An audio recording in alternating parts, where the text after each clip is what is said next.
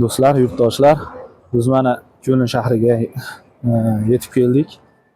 Ko'lin shahrining markaziy vokzallaridanmiz. Xudo xolasa sizlar bilan ishimizni yana davom ettiramiz. Hamma sog' salomatmi? Ishlar yaxshimi?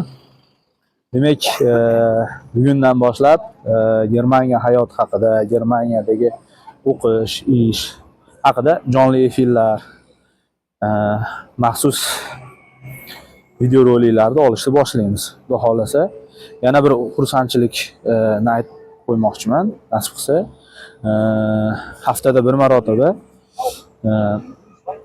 Germaniyani chiroyli, yaxshi joylariga onlayn sayohat qilamiz. Onlayn sayohat qilamiz, ya'ni jonli sayohat qilishni rejalashtiramiz. Xudo xolasa, sizlar bunda albatta qatnashishinglar, ishtirok etishinglar mumkin bo'ladi. Shu narsani yo'lga qo'ymoqchimiz. Hamma yaxshi bo'lsa, sog' salomat bo'lsa, mana Germaniyani mashhur Kölner Dom haqida aytilgan edi. Demak, bu diqqatga sazovor joyda narsani ko'ramiz hozir. Mana bu esa Kölner Hauptbahnhof, ya'ni Köln shahriga keladiganlarimiz mana shu joydan chiqib kelishadi. Hozir binoni oldi tomoniga o'tamiz. Demak, azizlar, asosiy faoliyatimiz Köln shahrida bo'lganligi uchun Kölnda ko'proq Köln shahrini yoritishga harakat qilamiz. Demak, Kölnning diqqatga sazovor joylarini bilsangiz, mana yerda belgilab qo'ying, yozib qo'ying, kommentariyalarda yozing. Ana shu joyda borib ishg'ol qilishga, ko'rishga harakat qilamiz.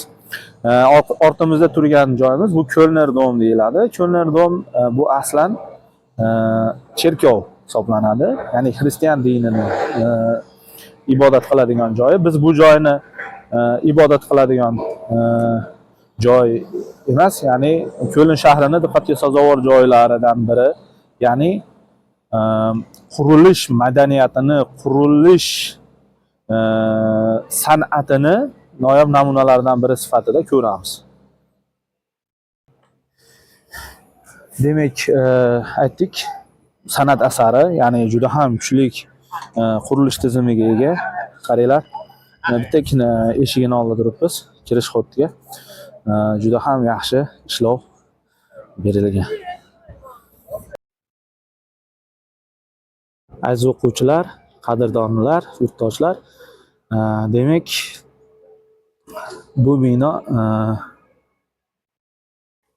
Ikkinchi jahon urushidan avval ham mavjud bo'lgan. Ikkinchi jahon urushida juda katta talofatga uchragan. Lekin shunga qaramasdan tikalangan, ta'mirlangan bino hisoblanadi. Okey, demak, biz asosiy Hauptgang tomonda turibmiz. Hauptgang tomonda turibmiz, ya'ni asosiy kirish qismi tomonda. Asosiy kirish qismi tomonda hozir Bauarbeit, ya'ni qurilish ishlari ketayotgan, ta'mirlash ishlari. Shuning uchun biz bu yerni to'liq yaqinlashib borib ololmaymiz.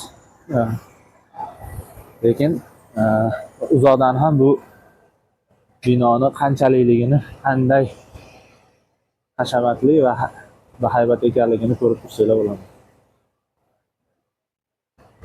Men sizlarga ko'pincha aytardim, bo'ynimiz juda ham tepaga bo'lib qoladi, mana qaranglar. Demak, yaqinlashtirib asosiy kirish eshigi.